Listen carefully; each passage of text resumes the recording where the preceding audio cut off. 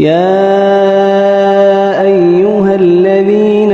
آمنوا كتب عليكم القصاص في القتلى الحر بالحر والعبد بالعبد والأنثى بالأنثى فمن عفي له من أخيه شيء فاتباع بالمعروف وأداء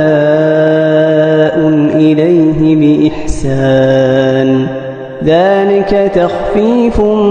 من ربكم ورحمة فمن اعتدى بعد ذلك فله عذاب أليم। ऐ ईमान वालो, फर्ज हुआ तुम पर क़सास, बराबरी करना मक़तूलों में,